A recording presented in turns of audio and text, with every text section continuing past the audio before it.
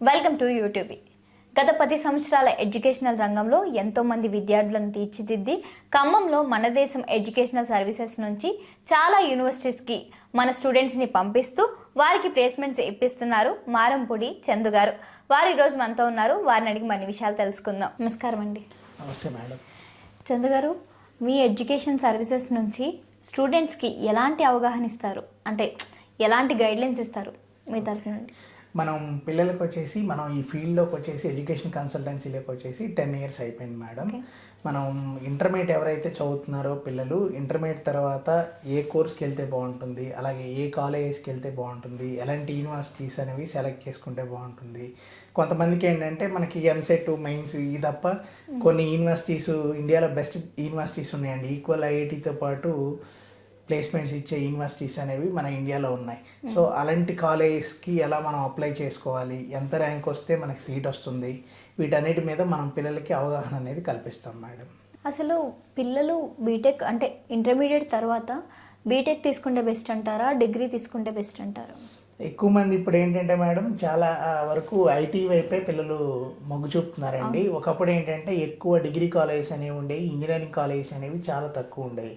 కానీ రానున్న కాలంలో ఏంటంటే ఇంజనీరింగ్ కాలేజ్ పెరిగిపోయినాయండి.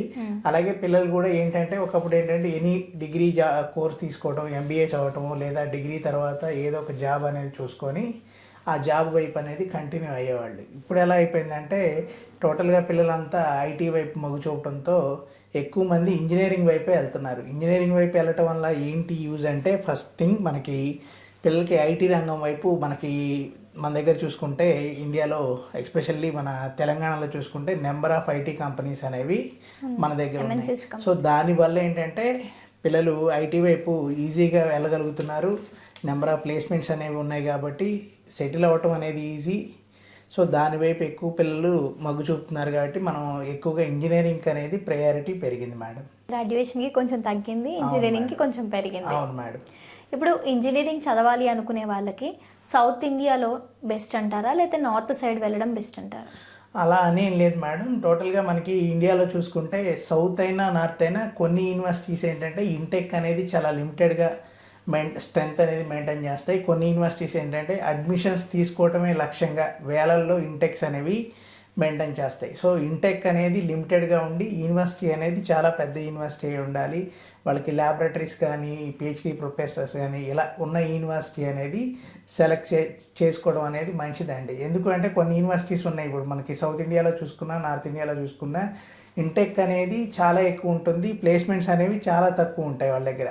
చూపించడానికి ఏంటంటే వాళ్ళు మార్కెటింగ్లో మా దగ్గర 100 మందికి ఉన్నాయి, 1000 మందికి ఉన్నాయి, 1,00,000 మందికి ఉన్నాయి ఇలా చెప్తూ వెళ్తూ ఉంటారు కానీ మంచి ప్యాకేజెస్ ఉన్నాయని చెప్తూ ఉంటారు. కానీ ఇంటెక్ అనేది చాలా ఎక్కువ ఉండటం వల్ల అక్కడ ప్లేస్మెంట్స్ ఏంటంటే ఒక 15,000 మంది 20,000 మంది పిల్లలు ఉన్న యూనివర్సిటీస్లో ఎలా ఉంటుందంటే ఒక 1000 మందిని ప్లేస్ చేయగలిగి ఆ 1000 మందిని ఒక బ్రోచర్లో చూపిస్తారు. కానీ అసలు దాదాపుగా 500 నెంబర్స్తో నడిచే యూనివర్సిటీస్ అనేవి ఇండియాలో చాలా యూనివర్సిటీస్ ఉన్నాయండి. తక్కువ ఇంటెక్ 400-500 ఇంటెక్తో చాలా తక్కువ మంది పిల్లలు ఉంటారు, కానీ మంచి ప్లేస్మెంట్స్ అనేవి వాళ్ళ దగ్గర ఉంటాయండి. కాకపోతే ఇవి ఏంటంటే పేరెంట్కి ఎలా ఉంటుందంటే ఆ యూనివర్సిటీ పేరు బాగా వినిపిస్తుంది, సో ఆ యూనివర్సిటీకి వెళ్తే మంచి ప్లేస్మెంట్ ఉంటుంది అని అనుకుంటారు. కానీ ఇంటెక్స్ అనేవి ఫస్ట్ పేరెంట్ చెక్ చేసుకోవాల్సింది ఏంటంటే ఏ యూనివర్సిటీకి వెళ్ళినా ఇంటెక్ అనేది ఎంత ఉందనేది తెలుసుకోవడం అనేది చాలా ఇంపార్టెంట్ మేడం. ఇంజనీరింగ్ కాలేజ్కి యూజీసీ యూనివర్సిటీస్కి తేడా ఏంటండి? ఇంజనీరింగ్ కాలేజెస్ అంటే మేడం ఇప్పుడు మనకి జేఎన్టీ యూనివర్సిటీ ఉంది మేడం, అది యూజీసీ కింద ఉంటుంది. దాని కింద నెంబర్ ఆఫ్ కాలేజెస్ అనేవి ఉన్నాయి. మన తెలంగాణలో చూసుకుంటే మనకి దాదాపు 400 చేంజ్ అనేవి ఇంజనీరింగ్ కాలేజెస్ ఉన్నాయి. ఇవన్నీ ఒక జేఎన్టీ కింద యూనివర్సిటీ కింద అనేది వర్క్ చేస్తూ ఉంటాయి అన్నమాట. ఇప్పుడు యూజీసీ యూనివర్సిటీస్ ఇప్పుడు మన జేఎన్టీ ఎలా వర్క్ చేస్తుందో ఇప్పుడు సౌత్లో మీరు చూసుకుంటే అమృత, విఐటి, ఎస్ఆర్ఎం ఇలాంటి యూనివర్సిటీస్ ఏం చేస్తాయంటే నెంబర్ ఆఫ్ ప్లేస్మెంట్స్ ఇస్తాయి, మంచి ఆపర్చునిటీస్ అనేవి ఉంటాయండి. సో మనకేంటంటే యూనివర్సిటీకి వెళ్ళినప్పుడు స్టూడెంట్కి ఏంటంటే మంచి ప్రాక్టికల్ ఎడ్యుకేషన్ అనేది అందుతుందండి. ఇప్పుడు నార్మల్ కాలేజెస్లో ఇప్పుడు మనం చూసుకుంటే ఖమ్మంలోనో లేదా హైదరాబాద్లో చిన్న చిన్న కాలేజీలోనో, కొన్ని కాలేజీలు హైదరాబాద్లో చాలా వరకు కాలేజెస్లో ఏంటంటే ల్యాబొరేటరీస్ అనేవి ఉండవండి, పిహెచ్డి ప్రొఫెసర్స్ అనేవి ఉండరు. ఎందుకు ఉండదంటే ఆ కాలేజీ వాళ్ళు ఏంటంటే అంత పెద్ద పెద్ద ల్యాబ్స్ పెట్టి వాళ్ళు మంచి పిహెచ్డి ప్రొఫెషన్ తీసుకొని వాళ్ళు ట్రైన్ అనేది చేయలేరండి పిల్లలు. యూనివర్సిటీస్ ఎలా ఉంటాయంటే కొన్ని బెస్ట్ యూనివర్సిటీస్ ఎలా ఉంటాయంటే చాలా లిమిటెడ్ స్ట్రెంత్ అనేది ఉంటుంది. స్టూడెంట్కి ఎడ్యుకేషన్ అనేది ప్రాక్టికల్ ఎడ్యుకేషన్ ఉంటుందండి. ఓవరాల్గా ప్రాక్టికల్ ఎడ్యుకేషన్ ఉన్నప్పుడు ఏమవుతుందంటే స్టూడెంట్కి స్కిల్ అనేది డెవలప్ అవుతుంది. స్కిల్ డెవలప్ అవడం వల్ల రేపు ఏ ఇంటర్వ్యూలో అయినా తను ఈజీగా ఫేస్ చేసుకోగలుగుతాడండి. 100% జాబ్కి సోర్సెస్ అనేవి ఉంటాయి మేడం. అంటే మీ స్టూడెంట్స్కి కాకుండా ప్రతి ఒక్కరికి మీరు ఎలాంటి యూనివర్సిటీస్ ప్రిఫర్ చేస్తారు మన సౌత్ ఇండియాలో? సౌత్ ఇండియాలో చూసుకుంటే మేడం, ఇండియాలో మనకి సౌత్ ఇండియాలో ఓవరాల్గా అమృత యూనివర్సిటీ తీసుకుంటే 5 క్యాంపస్లు ఉంటాయి మేడం ఇండియా వైజ్గా. మనకి అవి సౌత్ ఇండియాలోనే ఉన్నాయి 5 క్యాంపస్లు అని. ఫస్ట్ క్యాంపస్ వచ్చేసి మేడం కోయంబత్తూరులో ఉంటుంది. సెకండ్ క్యాంపస్ బెంగళూరులో ఉంటుంది అనమాట, మన కర్ణాటక స్టేట్లో. థర్డ్ క్యాంపస్ కేరళలో కొల్లంలో ఉంటుంది. ఫోర్త్ క్యాంపస్ వచ్చేసి చెన్నై, మళ్ళీ తమిళనాడులో చెన్నై సిటీలో ఉంటుంది. ఫిఫ్త్ క్యాంపస్ వచ్చేసి లాస్ట్ ఇయరే స్టార్ట్ అయింది మేడం. మన ఇక్కడ ఏపీ క్యాంపస్ ఏదైతే ఉందో అది 5th క్యాంపస్ అండి, అది రీసెంట్గా స్టార్ట్ అయింది. ఇప్పుడు కోయంబత్తూరు క్యాంపస్ తీసుకున్నారనుకోండి 480 ఇంటెక్ ఉంటుంది ఫస్ట్ ఇయర్లో. సో అలాగే బెంగళూరు తీసుకుంటే 400, కేరళ 380, మన చెన్నై క్యాంపస్ చెప్పాను కదా 4th క్యాంపస్, అది తీసుకుంటే మనకి 320 ఉంటుంది. ఏపీ అమరావతిలో ఇంకొక కొత్త క్యాంపస్ ఏదైతే ఉందో అందులో ఇంటెక్ వచ్చేసి 280. చాలా లిమిటెడ్ స్ట్రెంత్ అనేది ఉంటుంది అనమాట వాళ్ళ దగ్గర. తీసుకొని వేలకు మందిని తీసుకొని వాళ్ళని ట్రైన్ చేయలేక, ప్లేస్మెంట్స్ ఇవ్వలేక ఇలాంటి ఇబ్బందులు అనేవి ఉండవండి. ఇండియాలో బెస్ట్ యూనివర్సిటీ అంటే మెయిన్గా అమృత, విఐటి, ఎస్ఆర్ఎం ఇలాంటి యూనివర్సిటీస్ అయితే మనకి ఇండియాలో సౌత్ ఇండియాలో చాలా మంచి యూనివర్సిటీస్ అండి. తక్కువ ఇంటెక్స్తో ఉంటాయి, మంచి ప్లేస్మెంట్స్ అనేవి ఉంటాయి మేడం. అంటే స్టూడెంట్స్ పెరగడం వల్ల కూడా అది డ్యామేజ్ అవుతుందంటారు? స్టూడెంట్స్ ఎక్కువ ఉండడం వల్ల మేడం ఏమవుతుందంటే మెయిన్గా ఎడ్యుకేషన్ అనేది ప్రాక్టికల్ ఎడ్యుకేషన్ అనేది ఉండదండి. ఏదో స్టూడెంట్ క్లాస్కి వస్తాడు, తర్వాత తనే బుక్స్ మీద కూర్చొని ప్రిపేర్ అయ్యి ఎగ్జామ్ రాస్తాడండి. దానివల్ల ఏంటంటే స్టూడెంట్కి నాలెడ్జ్ అనేది పెరగదండి. కానీ కొన్ని యూనివర్సిటీస్లో ఏం చేస్తారంటే స్టూడెంట్కి ఒక స్మార్ట్ క్లాస్ ఉంటుంది, తనకి ఎక్స్ప్లెయిన్ చేస్తారు. ఎక్స్ప్లెయిన్ చేసిన తర్వాత తను ఏదైతే ఇప్పుడు కొన్ని కంపెనీస్ ఎలా ఉంటాయి, యూనివర్సిటీస్ ఎలా ఉంటాయి అంటే ఇప్పుడు ఐబిఎంతోనో, యాక్సెంచర్తోనో, లేకుంటే యాపిల్ కంపెనీతో ఇలా కొలాబరేట్ అవుతారండి. కొలాబరేట్ అయ్యి వాళ్ళే ల్యాబ్స్ పెట్టి పిల్లల్ని ట్రైన్ చేస్తారు మేడం. సో దానివల్ల ఏంటంటే స్టూడెంట్కి మంచి స్కిల్ అనేది వస్తుంది. డెఫినెట్గా తను ఎక్కడికి వెళ్ళినా ప్రతి ఒక్క స్టూడెంట్ మీద కూడా కాన్సన్ట్రేషన్ చేయడానికి ఉంటుంది. ఇప్పుడు మనం సౌత్ గురించి మాట్లాడుకున్నాం కదా, నార్త్ ఇండియాకి వెళ్తే అక్కడ ఎడ్యుకేషన్ సిస్టమ్ ఎలా ఉందంటారు ఇంజనీరింగ్ మీద? నార్త్ ఇండియా అయినా సౌత్ ఇండియా అయినా మేడం కొన్ని యూనివర్సిటీస్ ఏంటంటే చాలా స్ట్రిక్ట్గా ఎడ్యుకేషన్ అనేది ప్లేస్మెంట్స్ కానీ ఎడ్యుకేషన్ కానీ చాలా స్ట్రిక్ట్గా రన్ చేస్తాయి మేడం. కొన్ని యూనివర్సిటీస్ ఎలా ఉంటాయంటే ఇప్పుడు నార్త్లో చాలా యూనివర్సిటీస్ మన దగ్గర మార్కెటింగ్ అనేవి చేస్తాయి. చాలా యూనివర్సిటీస్ ఏంటంటే సౌత్ ఇండియాలో మార్కెటింగ్ చేసే యూనివర్సిటీస్లో దాదాపు 95% universities, north Indian universities Intex అనేవి చాలా ఎక్కువ ఉంటాయండి. మీరు ఆశ్చర్యపోతారు. ఒక్కొక్క యూనివర్సిటీలో వచ్చేసి మీకు 23,000 స్ట్రెంత్ ఉంది ఫస్ట్ ఇయరే. సో టూ మచ్ ఇంటెక్ అనమాట అది. 23,000, 17,000, 10,000. సో ఏం లేదు, ఒక స్టూడెంట్ వచ్చాడా, ఆ స్టూడెంట్ ఒక 2 lakhs ఫీజు కట్టాడా, సో మనకి డబ్బులు వచ్చాయా అన్న కాన్సెప్టే కానీ స్టూడెంట్కి మనం ఎడ్యుకేషన్ ఇద్దాము, మంచి ప్లేస్మెంట్ ఇద్దాము, లేదంటే ఫైనల్గా మనకు అంత దూరం నుంచి మన దగ్గరకు వచ్చారు కాబట్టి డెఫినెట్గా వీళ్ళు సెటిల్ అవ్వాలి అన్న కాన్సెప్ట్ కాదండి. వాళ్ళ కాన్సెప్ట్ అంతా ఒకటే, స్టూడెంట్ వచ్చాడా ఫీజు కట్టాడా, ఎన్ని అడ్మిషన్స్ అయ్యాయి అన్న కాన్సెప్టే కానీ లిమిటెడ్ ఇంటెక్ తీసుకునే యూనివర్సిటీస్ అయితే నార్త్ ఇండియాలో చాలా తక్కువ యూనివర్సిటీస్ అనేవి ఉన్నాయండి. చాలా యూనివర్సిటీస్ ఒకటే కాన్సెప్ట్, డబ్బుల కోసమే ఏదో అడ్మిషన్ రాద్దాము, తక్కువ ఫీజు పెడదాము అన్న కాన్సెప్ట్లోనే ఉన్నాయండి. తక్కువ ఫీజు ఉన్న యూనివర్సిటీస్లో కూడా చాలా యూనివర్సిటీస్లో ఏంటంటే మేడం వాళ్ళు స్టూడెంట్కి మంచి ఎడ్యుకేషన్ అనేది బిల్డ్ చేయలేరండి.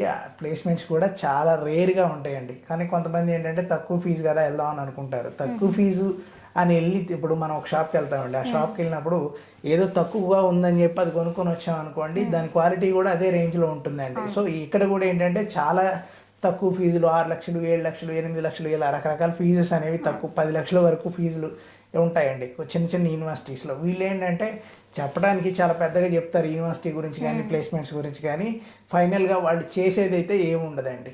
ఫైనల్గా ఏమవుతుందంటే తక్కువ ఫీజు, సో వాళ్ళు బిల్డ్ చేయలేరు, స్టూడెంట్కి అనేది మంచి నాలెడ్జ్ అనేది ఉండదు మేడం. సో ఏదన్నా 10 lakhs అబోవ్తో మంచి మంచి యూనివర్సిటీస్ అనేవి ఉన్నాయి మేడం నార్త్లో కూడా.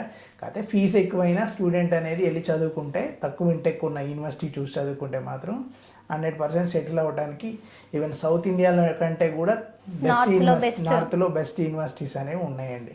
కానీ మనం సెలెక్ట్ చేసుకున్న యూనివర్సిటీ ఏంటంటే ఎడ్యుకేషన్ ఎలా ఉంది, అకాడమిక్స్ ఎలా ఉన్నాయి, ప్లేస్మెంట్స్ ఎలా ఉన్నాయి, ఎస్పెషల్లీ ఇంటెక్ అనేది ఎలా ఉంది, ఇవన్నీ చెక్ చేసుకుని స్టూడెంట్ అనేది యూనివర్సిటీ సెలెక్ట్ చేసుకుంటే బాగుంటుంది మేడం. అంటే మీరు పర్టికులర్గా ఏమైనా యూనివర్సిటీస్ గురించి చెప్పగలుగుతారా? పర్టికులర్గా అంటే మేడం నార్త్ ఇండియాలో మీకు జీడి గోయింకా అనేది ఒక యూనివర్సిటీ అనేది ఉంది మేడం.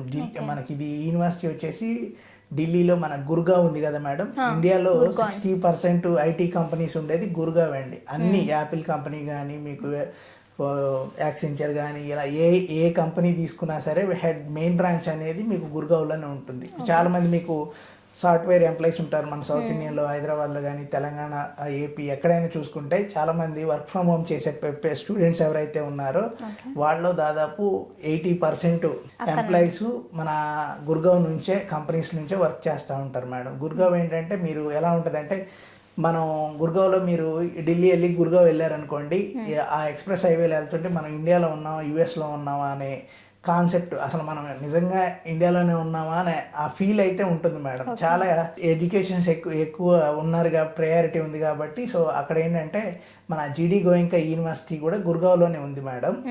ఈ యూనివర్సిటీ వచ్చేసి ఇంటెక్ కూడా చాలా లిమిటెడ్ ఇంటెక్, 580 టోటల్గా ఫస్ట్ ఇయర్ ఇంటెక్ అనేది 580 మంది పిల్లలే ఉంటారు. జీడి గోయింకా అనగానే చాలా మంది సౌత్ ఇండియాలో ఏంటంటే చాలా మందికి ఐడియా ఉండదండి, ఇదేదో కొత్త యూనివర్సిటీ ఈ సంవత్సరం పెట్టారేమో ఇలా అనుకుంటారండి చాలా మంది. కానీ ఇది 30 years ఓల్డ్ యూనివర్సిటీ అండి. గోయింకా ఫ్యామిలీ వచ్చేసి మన ఇండియాలో వీళ్ళు కింగ్స్ అండి, ఒకప్పుడు మన దేశాన్ని పరిపాలించిన రాజులు. సో వీళ్ళకి ఏంటంటే యుఎస్, యూకే, కెనడా అన్ని కంట్రీస్లో జీడి గోయింకా సిగ్నేచర్స్ అని వరల్డ్ వైజ్గా స్కూల్స్ ఉన్నాయండి వీళ్ళకి. మీకు చూసుకుంటే జీడి గోయింకా సిగ్నేచర్స్ అని మన ఎయిర్పోర్ట్ పక్కన కూడా ఢిల్లీలో స్కూల్ ఉంటుంది మేడం. ఈవెన్ 6th class స్టూడెంట్కి కూడా 12 lakhs ఫీజు ఉంటుంది. సో అలా అని ఎవరైతే ఫీజు కడితే వాళ్ళకి అడ్మిషన్ ఇచ్చారండి. ఒక 7 spells ఎగ్జామ్ ఉంటుంది మేడం. ఆ ఎగ్జామ్ ఎవరైతే రాసి క్వాలిఫై అవుతారో సో వాళ్ళకి ఏంటంటే సీట్ అనేది ఇస్తారండి. అంతేగాని ఫీజు 12 lakhs కట్టగలిగే ప్రతి స్టూడెంట్కి అడ్మిషన్ అనేది ఎవరండి. అలాగే జీడి గోయింకా యూనివర్సిటీలో కూడా ఏ స్టూడెంట్ అయినా వచ్చి అడ్మిషన్ తీసుకోవడానికి ఉండదండి. డెఫినెట్గా ఏంటంటే వీళ్ళకి ఇంటర్వ్యూ అనేది కండక్ట్ చేస్తారండి. బేసిక్గా ఏంటంటే ఎంట్రన్స్ ఎగ్జామ్ ఉంటుంది ఏ యూనివర్సిటీకైనా. సో ఈ మధ్య ఏమైపోయిందంటే ఆన్లైన్ ఎగ్జామ్ కండక్ట్ చేస్తున్నారు. దీనివల్ల ఏంటంటే స్టూడెంట్స్ కూడా కొంచెం గూగుల్లో సెర్చ్ చేసి ఆన్సర్స్ రాయటం, ఇలా ఈ కాన్సెప్ట్ అనేది వెళ్ళిపోతుంది. ఏ స్టూడెంట్ టాలెంటెడ్ స్టూడెంట్ లేకపోతే యావరేజ్ స్టూడెంట్ అనేది తెలియట్లేదండి. దానికోసం వీళ్ళు ఏం చేశారంటే 10 ratingతో ఒక ఇంటర్వ్యూ అనేది కండక్ట్ చేస్తున్నారు. ఎవరైతే ఈ ఇంటర్వ్యూలో బెస్ట్ ఉంటారో దాంట్లో ఒక 200 మెంబర్స్ని సెలెక్ట్ చేసి వాళ్ళకి అనేది స్కాలర్షిప్ ఇస్తున్నారు మేడం. బేసిక్గా మనకి జీడి గోయింకాలో వచ్చేసి కాలేజ్ ఫీజు టోటల్గా 23 lakhs అనేది కాలేజ్ ఫీజు ఉందండి. అంటే ఎవ్రీ ఇయర్ ట్యూషన్ ఫీజు 3.5 ఉంటుంది, హాస్టల్ ఫీజు 2 lakhs, 5,50,000 అనేది కాలేజ్ ఫీజు ఉంది ఎవ్రీ ఇయర్. ఇంటూ 4 years అంటే 22 lakhs. ఇది కాకుండా అదర్ ఫీజెస్ వచ్చేసి 1 lakh ఉంటుంది. టోటల్గా 23 lakhs. దీంట్లో నుంచి ఎవరైతే ఈ 200 మెంబర్స్ సెలెక్ట్ అవుతారో ఆ స్టూడెంట్స్కి వచ్చేసి దాదాపు ఒక 7 lakhs అనేది ఫీజులో డిస్కౌంట్ ఉంటుంది మేడం. ఫీజు రియంబర్స్మెంట్, అవునా, స్కాలర్షిప్ అండి. స్కాలర్షిప్ అనేది ఇస్తారు. సో ఆ స్కాలర్షిప్ బోను రిమైనింగ్ ఫీజు అనేది కట్టుకుంటే సరిపోతుంది. అదొక డిస్కౌంట్ కూడా అనుకోవచ్చు. ఒక ఏం లేదు మేడం, ఇక్కడ ఎవరైతే బెస్ట్ స్టూడెంట్స్ ఉన్నారో వాళ్ళని సెలెక్ట్ చేసి వాళ్ళకి ఫైనాన్షియల్ గా ప్రాబ్లం ఉన్నా లేదా మంచి కాలేజీలో చదువుకోవాలని చాలా మందికి ఉంటుంది కాబట్టి సో వాళ్ళ కోసం ఏంటంటే యూనివర్సిటీ నుంచి ఆ స్టూడెంట్స్కి అనేది ఆ స్కాలర్షిప్ ఇస్తున్నారు. అవును మేడం.